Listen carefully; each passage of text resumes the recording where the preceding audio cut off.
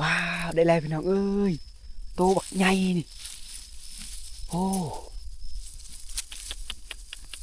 บายดีพี่น้องตอนนี้ก็มาพอกับเบาโมยคือเก่าเนาะตอนนี้คือเบาโมยอยู่ในป่าพี่น้องคือเบาโมยจะไปใส่กับนะพี่น้องกับก็คือนี่พี่น้องรวมทั้งหมดมี12หลังพี่น้องกับเราจะมาเบิ้งเนาะหรือว่ามาลุ้นนำกันพี่น้องว่าเราจะได้บอหรือว่าทึกบอเราจะใส่กับนะพี่น้องนี่พี่น้องนี่เก็บป่าพี่น้องไปใส่คนเดียวพี่น้องโอเคเราจะไปใส่นำกันพี่น้องที่เขาไปใส่อยู่บนนี้เลยพี่น้องคือปลาแล้วพี่น้องยิงลายเลยเข้าไปเนาะไปบนนี้เลยพี่น้องเดี๋ยวกูได้โอเคบาโมก็จะทางก่อนพี่น้อง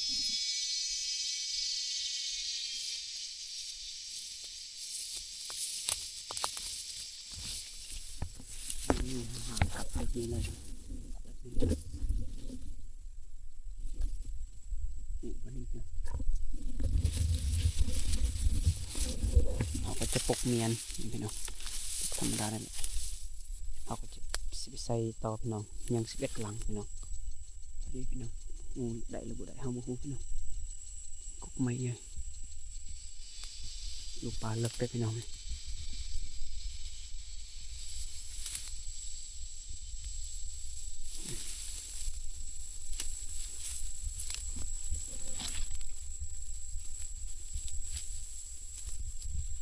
ต่อพี่น้อง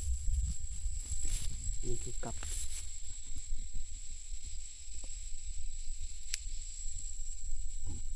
นี่คือบรรยากาศรอบๆพี่น้องเงียบสงบมีแต่เสียงจักรจั่นฮ้องพี่น้อง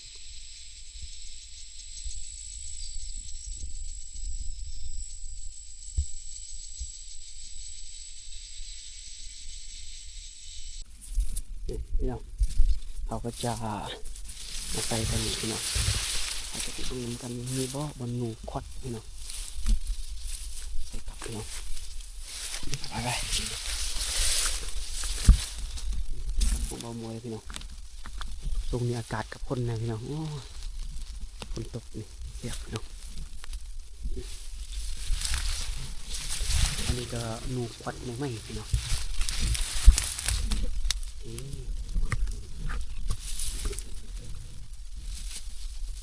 คอยไปไม่ไปพี่น้อง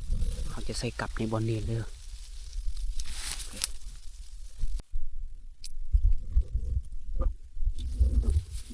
จะใส่บอลนี้เลยพี่น้องใส่กับน้ำกันโอเคแล้วเขาจะใส่กับบอลนี้พี่น้องนี่คือกับของเบามวยพี่น้องอันนี้ก็คือมันสับปะหลังพี่น้องคือมันต้นเนาะภาษาลาวพี่น้องเบามวยก็จะใส่บอลนี้พี่น้องก็พี่น้องตรงนี้อันนี้คือมันพี่น้องคือ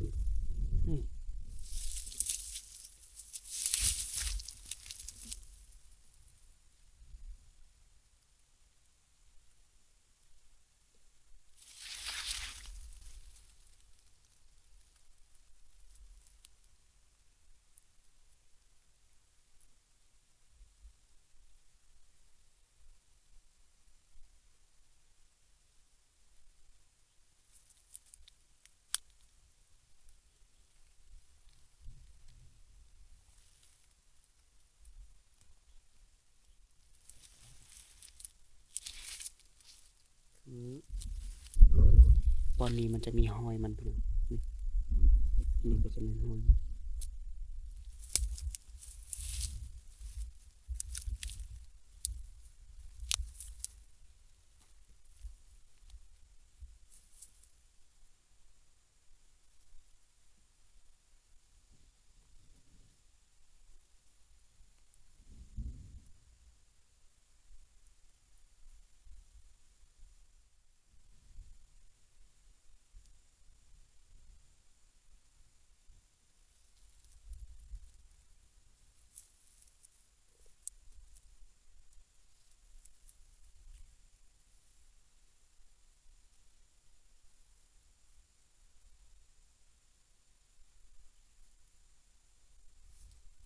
เคเขาจะไปใส่บอลใหม่ต่อพี่น้อง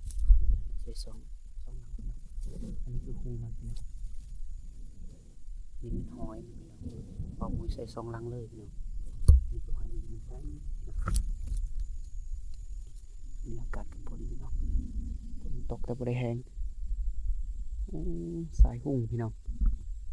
โอ้สายหุ่งแต่ว่าเฮาก็สิใส่แถวนี้เด้อใส่แถวนี้เอาถือบ่ถือครับบ่ฮู้จะลุ้นนำกันพี่น้องคือตอนนี้เบามวยเนี่ยบ่ได้ไปถ่ายในเขตชนบทพี่น้องเพราะว่าเขาไปในสวนพี่น้องใส่หุ่งงามเลยพี่น้องบรรยากาศที่ฝนสิตกแต่บ่ได้ตกแห้งพี่น้องนี่ก็ฝนใส่กลับโอเคเราจะไปมีเป็นยางขาหมดพี่น้องใส่บนนี้ถึงบนใดมีหอยนูเขาก็จะใส่บนนี้นะ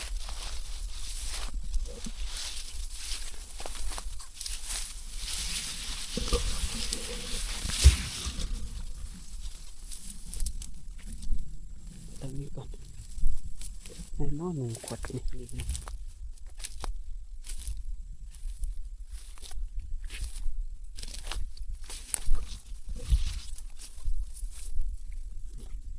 หมดจะใส่บนนี้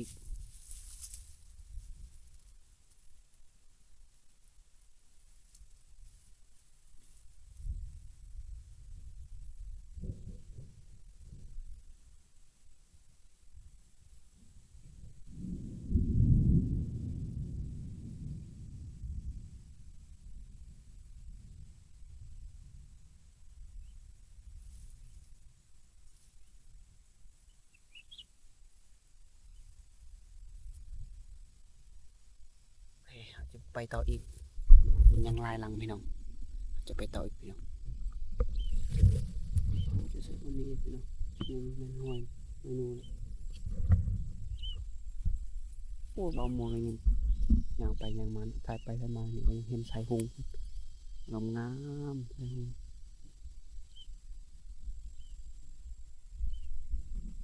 เบามองใส่เกล็ดนี่แหละ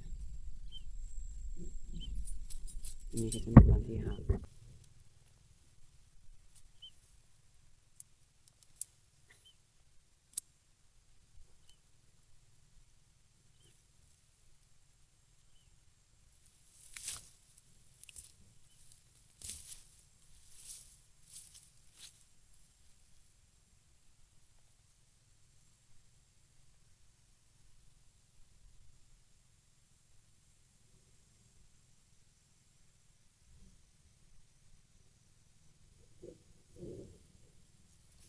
ช่วงนี้บ่มวยไม่ได้ไปถ่ายเก็บชนบทพี่น้องมันข้าวไปเลย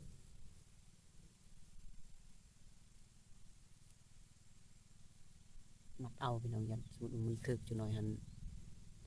ผมมัดมันไปกันถึกนูตัวใหญ่พี่น้องอันนี้ก็จะเป็นหอยมันพี่น้องน้องมึงไก่พี่น้องมันมีหอยไหมใส่2 บอลเลย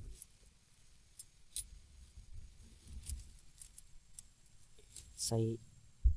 ส่กับตัวมันมีแคลแบบนี้พี่น้องนี่มีแคลแบบนี้มันจะบุรุษพี่น้องจะลุ้นเบิ่งไปนำกันมืออื่นวะได้หรือไม่ได้พี่น้องแต่ว่าเบามวยใส่มือวานนี่ที่เศร้านี่ไม่ได้ถือเพราะว่ามันเก่งมันกินให้มันกลับให้มันโบราณพี่น้องจะลุ้นนำกันพี่น้องมันจะปิ้งกิน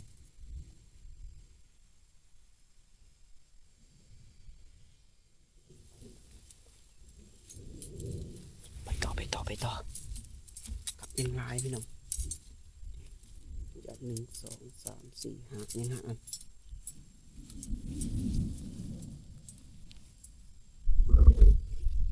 ไปต่อ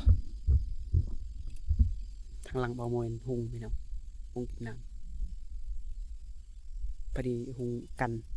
บ่ให้พ้นมาทางนี้พี่น้องไปทางหอยเขาก็บ่ได้ใส่ปานใดนี่เจออีกหอยมัน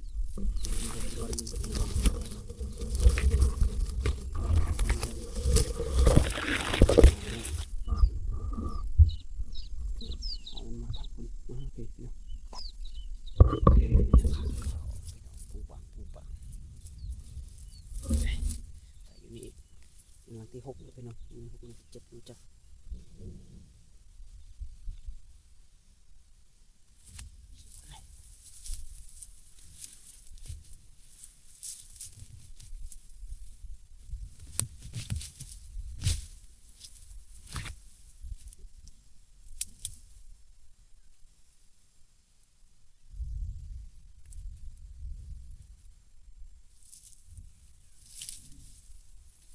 โอเคไปต่อพี่น้องหลังที่7หรือว่าหลังที่8บอลกุกไม้ใหญ่นั่นแหละก็ใส่แถวนี้แหละแต่ว่าตอนนี้เฮาสิเมื่อเนาะถ้ามื้ออื่นเฮาจะไปยามนํกันพี่น้องบ่ได้หรือบ่ได้เฮาจะไปลุ้นนํกันพี่น้องเฮาสิเบิ่งเฮาได้จักโตหรือว่าบ่ถึกเลยนะพี่น้องเฮาจะไปเบิ่งนํกันพี่น้องมื้อนี้โอเคลงมือก็สิกลับแล้วพี่น้องสบายดีพี่น้องตอนนี้นะพี่น้องคือเบาโมยจะพยายามกลับพี่น้องคือกลับที่เบาโมยใส่เมื่อวานนี้นะพี่น้องแต่ว่าเขาจะไปลุ้นนํกันว่าได้หรือบ่ได้นะพี่น้องทางนี้คือกับเบาโมยที่เบาโมยใส่แล้วพี่น้อง12ลำหรือ12ลังรวมทั้งหมดนะพี่น้องเขาจะไปเบิ่งนํกันว่าได้หรือบ่ได้พี่น้องเบาโมยใส่กลับบ้านนี่พี่น้องนี่คือบรรยากาศรอบๆพี่น้องดอกไม้ใหญ่พี่น้องจะไปเบิ่งนํกัน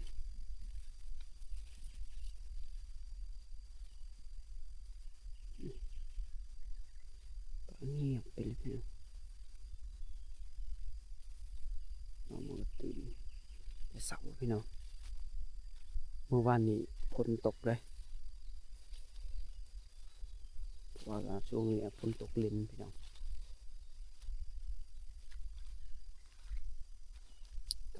กับดักไข่หนูครับเราจะไปพี่น้องเส้นทางอันนี้คือลังที่1ลังที่2ลังที่3อยากให้พี่น้องเบิ่งนำกันบ่ได้หรือบ่ได้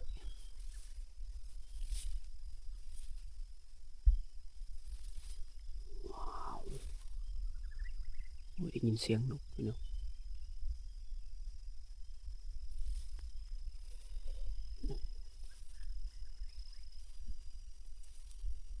ว้าวถือน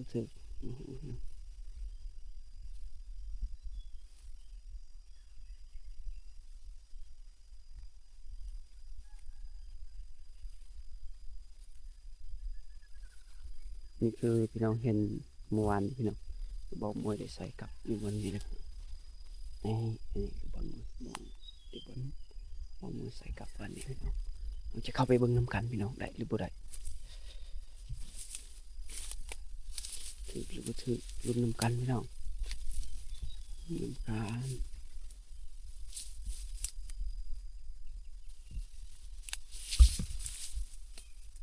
ว้าว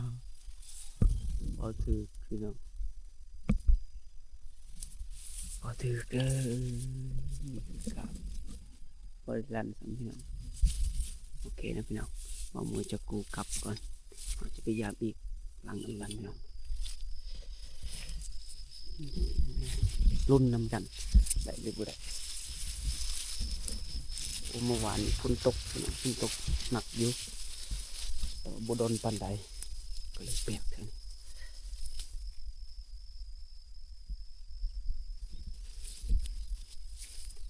ต้องลังบ่มือใส่ถือถือมือว้าวลังหนึ่งบ่ได้ลังลังหนึ่งคือบ่เห็นอ้าวมันบ่ลันพี่น้องเอ้ยอันนี้ลันอยู่แต่บ่เห็นโอ้นูตัวน้อยโอ้ยพี่น้องนี่คิดว่านูใหญ่นี่ดูดิที่มันกิน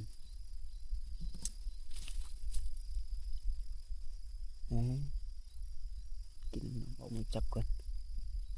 นูน้อยนะกินอันนี้มันเป็นโบราณโอเค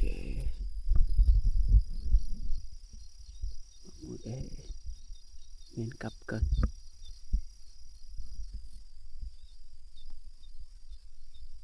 ว้าว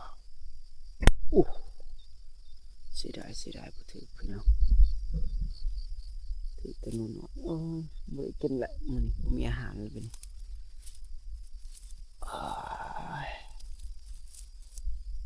นี่แหละชีวิตในเขตชนบทพี่น้องบ่ถือก็บ่ได้กิน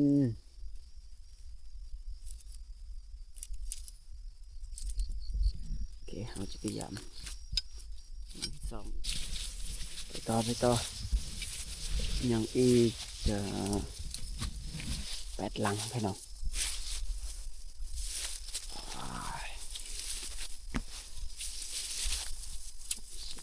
ก็หมดไปยังไงโดนนำกันมาได้หรือบ่ได้ทำบ่ได้คือบ่ได้พี่น้องร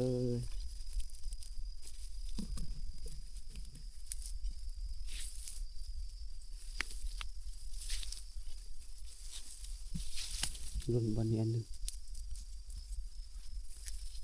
ว้าวว้าวเย้ว้าวได้แล้วพี่น้องเอ้ยโตบักใหญ่นี่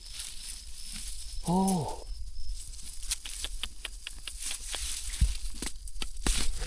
ชิอ๋อพี่น้องได้แล้วพี่น้องนี่ตัวหนึ่งพี่น้องได้ตัวหนึ่งโอ้ยบ่าวมันมีกำลังใจเลยพี่น้องนี่3 ลังบ่ถึกพี่น้องถึกลังที่4พี่น้องว้าวสุดยอดพี่น้องโอเคเอาพยายามอีกยังมีอีกลังที่5ลังที่6ลังที่6นี่บ่ถึกพี่น้องถึกโอเคเราจะกูกลับก่อนไปต่อพี่น้องคือรวมทั้งหมดได้กูกลับแล้วลัง1 2 3 4 5พี่น้องยัง6 ลังอีกพี่น้องไปลงนำกันอ๋อหมดกัดมาหมดกัดโอเคไปนำกันพี่น้องได้ตัวหนึ่งแล้วจะได้อีกอ๋อตัวที่2ที่3นะพี่น้องนำกันพี่น้องได้เลยก็ได้นี่เนาะบนว้าวอันนี้ก็บ่ถือพี่น้องลันอยู่แต่บ่เห็นหนูหลุดแล้วตัวนี้หลุดแล้วพี่น้อง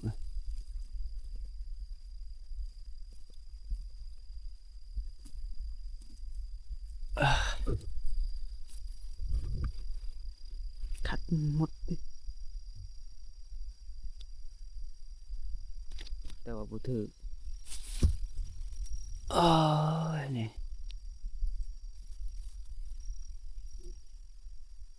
เรามันลันเองบ่ถือแล้วแต่นี่ย่อแกหมดพี่น้องแกหมดได้แต่ตัวเดียวกับมีแคลบ่ถือพี่น้องอันนี้ก็บ่ถือบ่ได้ลันเลยบ่ได้กินบ่ได้ไปทางนั้น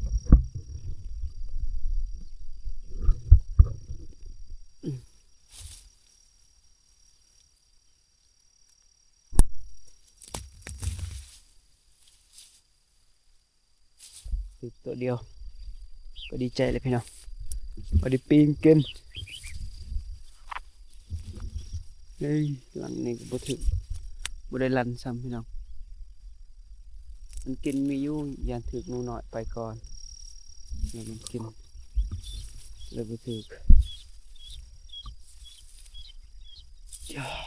นี่ลันแต่บ่ถึกอ๋อ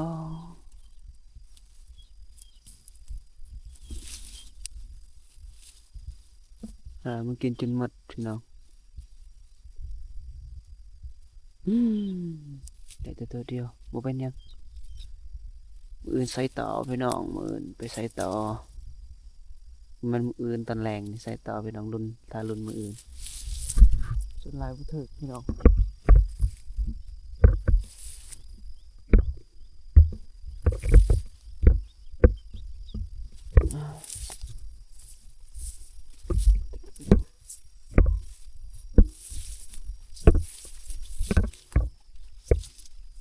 นี่ก็บ่ถึก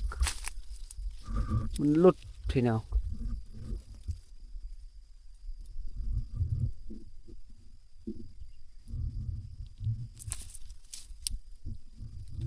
มันยังบ่เห็นเลยแมลงบ่มองจะไปใส่ต่อบอลมันหลุด2 อันนี่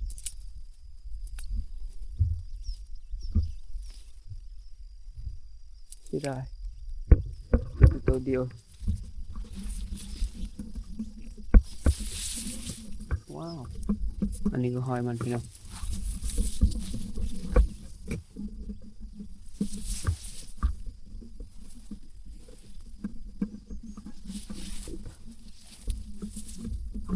ว้าวอันนี้หอยนะอ๋อแมลงก่อนเอามาไปใส่อยู่นี่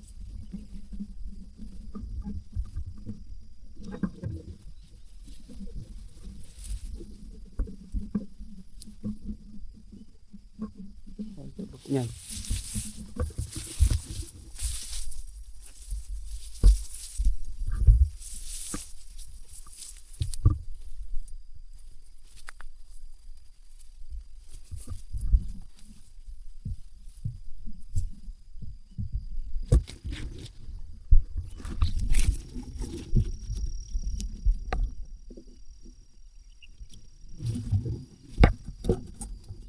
มัดพี่น้องได้แต่ตัวเดียวมันไม่ได้ไปทางนี้ไป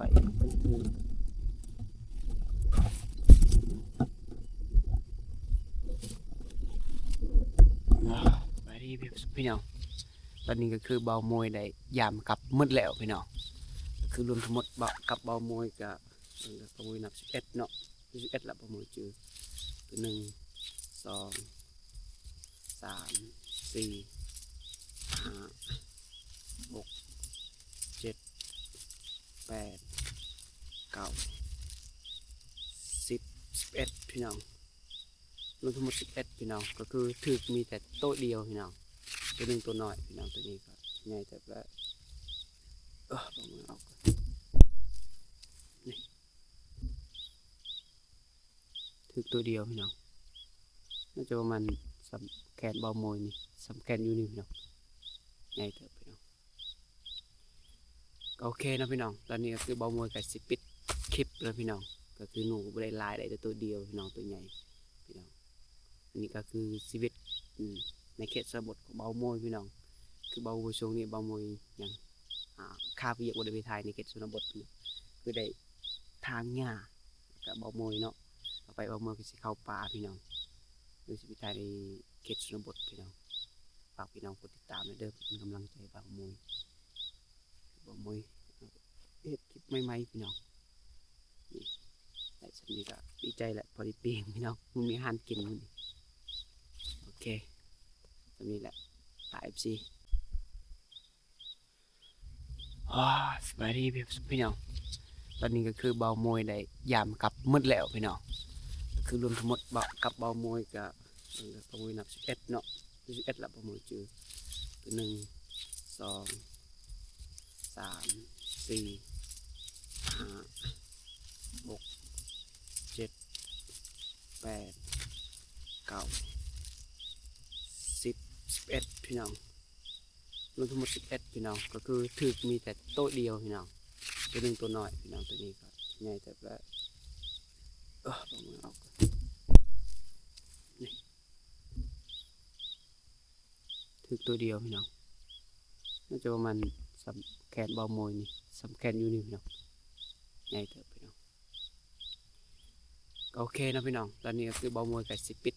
คลิปแล้วพี่น้องก็คือหนูไม่ได้ลายได้แต่ตัวเดียวพี่น้องตัวใหญ่พี่น้องอันนี้ก็คือชีวิตในเขตชนบทของเบามวยพี่น้องคือเบามวยช่วงนี้เบามวยยัง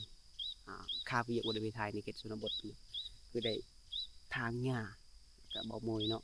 ต่อไปเบามวยก็จะเข้าป่าพี่น้องคือชีวิตไทยในเขตชนบทพี่น้องฝากพี่น้องกดติดตามเด้อเป็นกำลังใจเบามวยเฮ็ดคลิปใหม่ๆพี่น้องนี่แต่ฉันนี่ก็ดีใจแหละพอดีเปียงพี่น้องมึงมีอาหารกินมึงโอเคตรงนี้แหละตายFC สุกดีพี่น้อง